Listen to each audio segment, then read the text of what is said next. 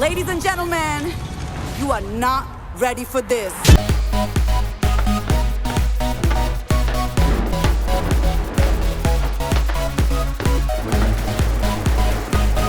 आज हम धुरंधर का ऐसा रिव्यू करेंगे कि कोई सपने में भी YouTube देखे तो उसे चारों शाह बैठे हुए नजर आएंगे। जी हाँ, आ गए चारों शाह बहुत शानदार बेहतरीन फुटबॉल और एनालिसिस लेके। और आज के आप इस गेटअप से समझ गए होंगे कि होने लगा है रिव्यू उस मूवी का जिसका हर जगह गली गली कोने कोने पे चर्चा है। एटलीस्ट कराची पाकिस्तान के अंदर, इंडिया में तो जो हो रहा होगा वो हो रहा होगा, क्योंकि स्टोरी कुछ ऐसी है कि भाई क्या मूवी बना दिया धुरंधर। में कहता हूं भाई वाह वाह वाह वाह, बहुत आला मूवी बनाने में तो इंडिया सबसे आगे, कोई बॉलीवुड से जीत नहीं सकता भाई, ये बात तो माननी पड़ेगी। उस पर बात हम बाद में करेंगे कि क्या सच्चाई है, क्या झूठ है, क्या अच्छा है, क्या बुरा है, वो बात तो हो जाएगी बाद में। मगर मूवी बनाने की तो दाद देनी पड़ेगी। उन्नयन भाई, फैसल साहब, मूवी हमने देख ली है धुरंधर, कैसे देख ली इस पे भी जिक्र नहीं करेंगे वो देख ली हमने। मगर फैसल, क्या सच और क्या झूठ, क्या रणवीर सिंह और क्या अक्षय खन्ना, यहां तो मुकाबला ऐसा लग रहा है खड़ा हो गया। बॉबी देओल ने एक ऐसा ट्रेंड सेट कर दिया एनिमल के बाद कि अब ये वाले जो हीरोज है ना, जो 90s जिनको भूल गए थे लोग, जिनको लोग भूल गए थे, भाई क्या उन्हें कैरेक्टर एक्टिंग लेकर आ रहे हैं यार। ये अक्षय खन्ना, खैर मुझे तो बड़ा शुरू से जो ना पसंद था, इनका भी ले लेंगे रिव्यू, मगर आप मेरा रिव्यू पहले ले ले।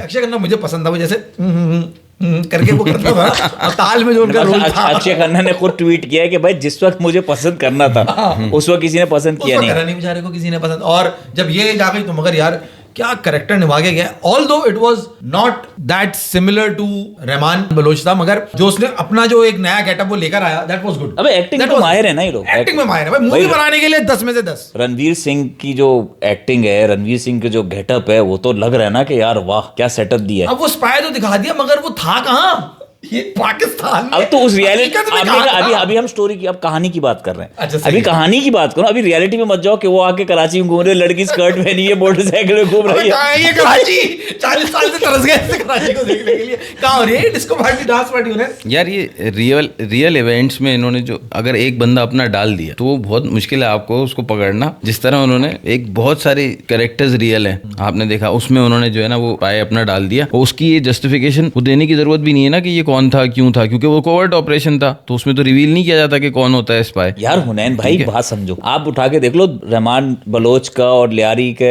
गैंग, और इसकी ना 5-6 वीडियोस मिलेंगी, टीसीएम की मिलेंगी, रफ्तार की मिलेंगी, यौन मिले की मिलेगी, उसमें सब में सबके नाम आ रहे हैं। रहमान का आ रहा है, बाबर लाडला आ रहा है, अरशद पप्पू का आ रहा है, उजैर बलोच का आ रहा है, और नबील कबूल का नाम आ रहा है, सबके नाम आ रहे हैं। तो इनको क्यों नहीं पता था क्राइम वालों को कि ये एक लड़का, एक नोन पर्सनैलिटी घूम रही है, उसका नाम क्या है। सच में थोड़ा थोड़ा झूठ डाल दो तो आपको नहीं मिल सकता ना झूठ, मतलब वो रियल लाइफ आपने कैरेक्टर्स देख लिए। बोल रहे हैं आप, इन्होंने झूठ में थोड़ा थोड़ा सच डाला है। मैं कैरेक्टर्स के एतबार से कह रहा हूँ, कैरेक्टर्स रियल लाइफ इवेंट्स इन्होंने मूवी के स्टार्ट में था ना, based on real life events, तो उसमें उन्होंने जो कैरेक्टर्स लिए, एक इन्होंने बड़ी चालाकी की है कि जो लोग मर चुके हैं उनके रियल नाम यूज किए हैं, जो लोग जिंदा हैं उनके नाम चेंज कर दिए। हाँ, वो कहीं उन पे केस केस हो जाएगा ना, वो तो है ना यार। तो वो अच्छी चालाकी, ये हो भी जाता तो उनको क्या फर्क पड़ना था, लेकिन वो रियल नाम भी यूज कर सकते थे और हाइप दे सकते थे, लेकिन वो उन्होंने चालाकी की कि लीगल केसेस से बचने के लिए उन्होंने नाम चेंज कर दिए, वो उन्होंने अच्छा किया।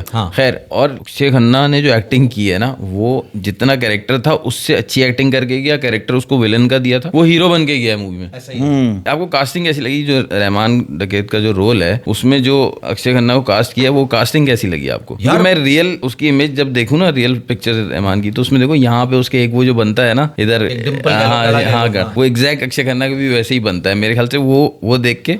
और लेकिन सबसे ज्यादा एप्ट कास्टिंग तो वो चौधरी असलम वाली थी जो सबसे ज्यादा ठीक है। अगर अक्षय खन्ना अपने बाल बिलवा के झूठे ना लगाता ना, गंजा ही आता तो और सिमिलरिटी होती थी, क्योंकि रहमान बलोच की पुरानी तस्वीर में बाल नहीं है उसके। लेकिन बाल से ज्यादा इन्होंने कहा वो शुरू से अच्छे लगते थे अक्षय खन्ना, लेकिन वो बालों की वजह से बहुत बुरे और बूढ़े लगते थे।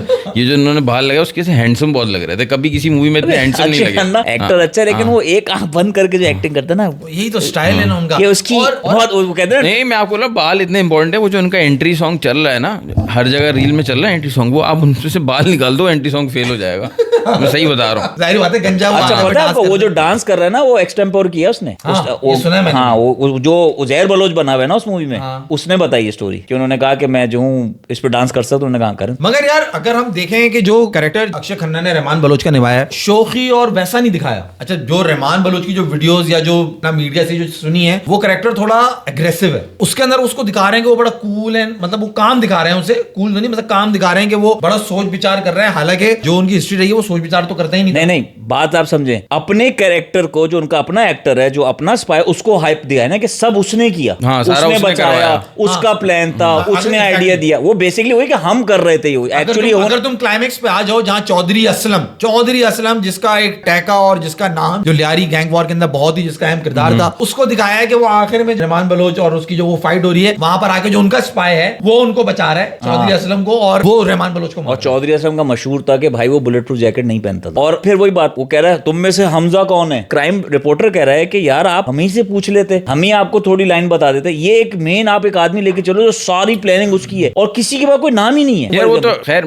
फैसल डॉक्यूमेंट्री नहीं है ना, मूवी है ना, उसमें तो लिबर्टी लेंगे। अब जैसे मेन चीज उसका जो डायलॉग मशहूर हो रहा है कि रहमान डकैत की मौत बड़ी कसाई नुमा मौत होती। अब वो खुद अपने आप को वो बंदा डकैत कभी भी नहीं बोलेगा, वो बलोचों का सरदार। हाँ, सरदार रहमान बलोच, वो उसका वो नाम था, वो उसको लोगों ने नाम दिया था, वो नाम कभी भी नहीं बोलेगा, लेकिन उन्होंने वो नाम यूज किया वो सिनेमैटिक लिबर्टी लेने के लिए। सलमान खान ने उसका नाम कॉपी किया, रॉबिनहुड पांडे, वो रॉबिनहुड मशहूर था उस इलाके का। परफॉर्मेंसेस पे बाद में आएंगे, जैसे तुम भी बात कर रहे हो उसी को कंटिन्यू करेंगे पहले, क्योंकि हम करीब बैठे हैं ना, हम यहाँ के लोग हैं, हमें पता है क्या क्या चीजें उन्होंने गलत दिखाई, इस वजह से हम पहले वो डिस्कस करेंगे। परफॉर्मेंसेस पे बाद में आएंगे। अब जैसे उसका सियासत में जो इम्पैक्ट दिखाने की कोशिश की ना मूवी में, वो था नहीं। और बार बार एक डायलॉग मूवी में 3 दफा आया कि जी जिसने लियारी पे कब्जा किया उसने कराची पे कब्जा किया, जिसने कराची पे कब्जा किया उसने पूरे पाकिस्तान पे कब्जा किया। तो ये कराची की पॉलिटिक्स में एक तो लियारी का इतना ताल्लुक नहीं था, इतना ज्यादा पूरे कराची की पॉलिटिक्स कभी भी नहीं रहा, और दूसरा रहमान का पॉलिटिक्स में इतना ज्यादा ताल्लुक नहीं था। कभी भी ताल्लुक था, वो ताल्लुक बनाया गया था क्योंकि एक स्पेसिफिक पार्टी को वहां से वोट बैंक पक्का शोर नहीं था। तो वो जो ताल्लुक था वो क्या था, वो एक लियारी की सीट और 2 प्रोविंशियल असेंबली की सीट, 3 सीटों का ताल्लुक था ना। बस वो इतना। दूसरी बात आप देखें, जो टाइम फ्रेम दिखा रहे हैं ना, वो जिस टाइम फ्रेम का उन्होंने दिखाया है वो 2000 से 2007 तक का दिखाया है, जब वो बूम हिट हो रहा है, वो उस वक्त तो दौर किसी और पार्टी का है। एग्जैक्टली मैं वहीं लेकर आ रहा हूं। उस वक्त दौर हुकूमत किसी और की, वहां तो कोई था ही नहीं। जोर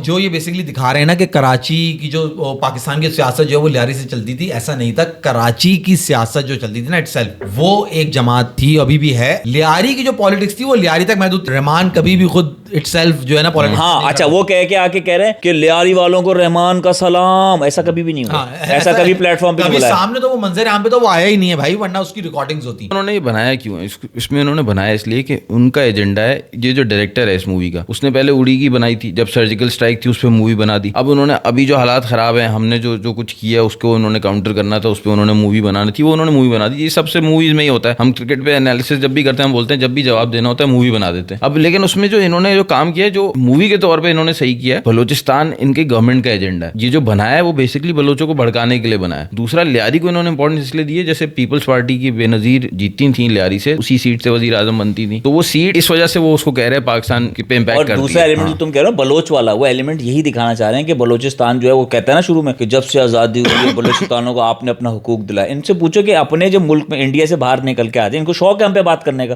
ये अपने मुल्क में जब है, इनके कौन कौन से स्टेट है जो इनके साथ नहीं है। और बड़ी बात मैं बता दूं, बलोच कौम को आप लोग जानते नहीं है। मेरा बड़ा क्लोज ताल्लुक रहा है क्योंकि मेरे दोस्त वगैरह वो कोई बलोची थे। आप इनको कुछ भी कर लो, अलग नहीं कर सकते। ये इतने हुब्बुल वतन ये कौम है। बलोच कौम को ऐसी मूवीज बना के अगर ये समझ रहे हैं कि को भड़का देंगे या पाकिस्तान से अलग कर लेंगे, फैसल, ये नामुमकिन है। Respect the Pathans and honour the Baloch. Oh yes, बड़े ऑनरेबल वाले लोग होते हैं, इनको आप इस तरह नहीं दिखा जैसे दिखा रहे हैं। ये मतलब ऐसी बिक जाएंगे कुछ ट्रकों के ऊपर और आप जो ना अलग कर दोगे, तुम्हारी सोच है। ये इनको कोई असला भी नहीं चाहिए कुछ लड़ने के लिए, इनका सर ही काफी है। ऐसा नक्सीर फोड़ता है। अच्छा, लेकिन आप ये देखें इनके पास स्टोरीज खत्म हो गई। ये देखो इनकी अपनी जो सत्यावतिया 90s की जो स्टोरी थी ना, वैसी उन्होंने समझो एक गैंगस्टर पे बेस करके यहाँ की स्टोरी बना और ऐसे दिखा दिया यार उसको, मतलब कि सबसे बड़ा पॉलिटिशियन ही वो था। हुनैन भाई, आप देखो लियारी का आपने फुटबॉल का क्रेज नहीं दिखाया, आपने लियारी का बॉक्सर का क्रेज नहीं दिखाया। अब ये दिखाते ना कि लियारी में ये मशहूर है चीज। एक साइड स्टोरी भी चला सकते थे इस तरह से, एक प्रोग्रेसिव चीज भी दिखा सकते थे, वो खैर इन्होंने दिखानी नहीं थी। अब देखो उन्होंने एक दिखाया, मेजर इकबाल दिखाया। फौजी में जब बात कर रहे हैं ना, वो अपने सीनियर से हमेशा उसका रैंक लगा के बात करेगा या सर लगा के बात करेगा, उसका नाम नहीं ले सकता।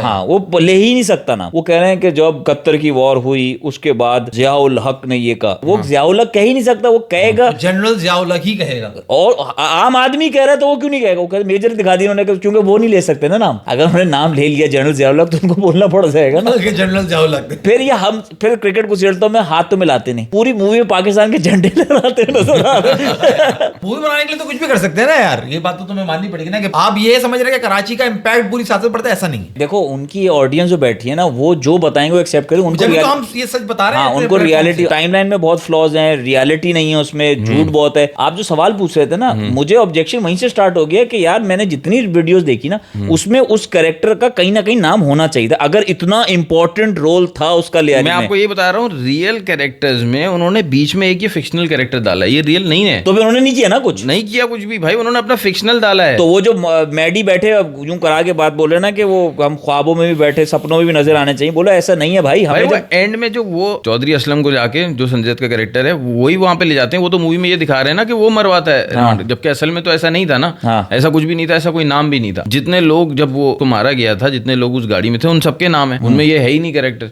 उन्होंने भेजा जासूस, वो यहाँ पे आके खुद जासूसी नहीं कर रहा। खास तौर पे रणवीर सिंह के कैरेक्टर को जो स्टोरी दी गई ना, वो मतलब उसको जो काम दिया गया उसकी बात कर रहा हूँ, उसकी अपनी परफॉर्मेंस की बात नहीं कर रहा। कि दिखाया बड़ा ही मैन है और बहुत टाइट जो है ना, बिल्कुल वो कपड़े उसने पहने हुए हैं और इतने अरसे से जासूसी कर रहा है, नजर और सबर, नजर और सबर। नहीं घायल हूँ, हाँ इसीलिए घातक हूँ। और दूसरी चीज सुनो तो सही, वो क्या कर रहा है, उन्होंने जासूस भेजा, वो यहाँ पे जासूसी के लिए वो सियासतदान की बेटी को उसने रखा हुआ है कि वो उसके लिए जासूसी कर रही है, जासूस के लिए जासूसी कर रही है। बच्चों की पार्टी में वेटर बन के जा रहा है, यानी वो इतना ताकतवर बना है, लेकिन वो बच्चों और औरतों के जरिए जासूसी कर रहा है। और उसमें एक और बड़ी इंपॉर्टेंट बात जो खामोशी में निकाल गई है, एंड में उन्होंने दिखाया कि इन्होंने एक प्रिजनर को उठाया जिसकी जिंदगी का कोई मकसद नहीं है, उसको ट्रेन किया, मतलब तू वैसे ही मरने वाला है, हमारे लिए मर ले यार। मतलब इनका अपना कोई ऐसा फौजी नहीं है जो इनके लिए जान देने को राजी हो।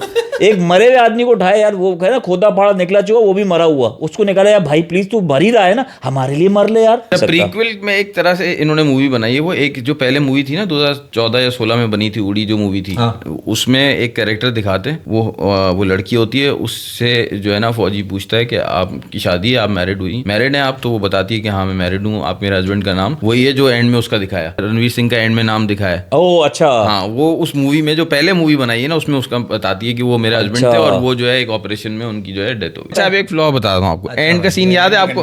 घायल हूँ लेकिन घातक नहीं, एंड के सीन जिसमें वो एक कॉन्वॉय जा रहा होता है, उसमें से अचानक से रहमान की गाड़ी को लेके निकल जाता है। हमजा जो दिखाया है, वो ड्राइविंग कर रहा होता है, पीछे डोंगा बैठा होता है और रहमान बैठा होता है, आगे एक और बंदा बैठा होता है। उसको रहमान बोलता है गाड़ी रोक, वो नहीं रोकता, ठीक है। रहमान क्या करता है, उस तरह निकालता है, ठीक है, उस तरह निकालता है, लड़ धाड़ धाड़ धाड़ दौड़ मार रहे, रोक रहे, वो एक बंदा जो है वो नहीं रोक रहा, ठीक है, वो उसको तीनों मार रहे, लेकिन वो नहीं रोक रहा। वो जाके वो टकराती है गाड़ी, वो गाड़ी रुक जाती है। उसके बाद जब चौधरी असलम आता है तो उसी गाड़ी की सीट के नीचे से गन्ने निकल आती हैं। तो उस वक्त क्यों नहीं निकाली भाई तूने गन? उसको बैठे हुए थे ना, उठना पड़ता ना, गाड़ी में जगह नहीं चलती, भी गाड़ी को रोकना पड़ता है।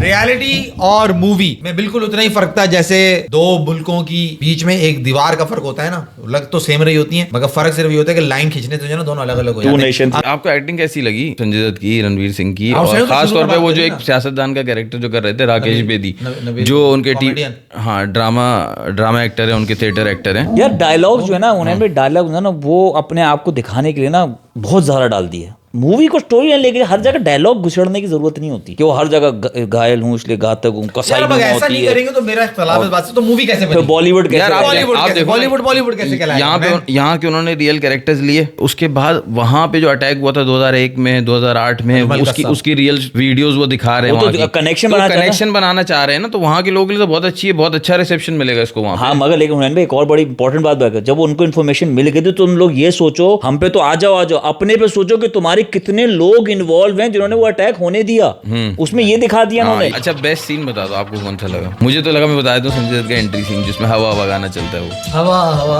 वो मुझे बहुत फेवरेट सीन लगा। बस एक सीन जो अच्छा लगे वो बता दो, खत्म फिर। मेरे तो अब जो सीन आ रहा है वो अच्छा नहीं है। तो भाई मेरा तो फेवरेट सीन वो था उन्हें जहाँ पे फिर हमारे खान साहब दिखे मूवी के अंदर, जहाँ पे वो रक्षा के अंदर बाबू डकैत को मारने के लिए तो रक्षा के पीछे भागा हो रहा था, वो टाइट। और वहाँ पे भी वो कह रहा है इमरान भाई, मतलब मूवी में भी भाई बोला इमरान, अरे अपने खान साहब ऐसे गए, वो सीन अच्छा था, मजेदार था। आप सबसे गुजारिश सब्सक्राइब करें, शेयर करें, लाइक करें और देखते रहें चारों जॉब वीडियो में कमेंट करके जरूर बता दीजिएगा कि कैसा लगा। कोशिश की हमने थोड़ा एंटरटेनिंग भी रहे और कुछ आपको रियलिटी भी बता सकें, तो कमेंट करके जरूर बताइएगा और देखते रहें चारों चार। Thank you, Allah Hafiz.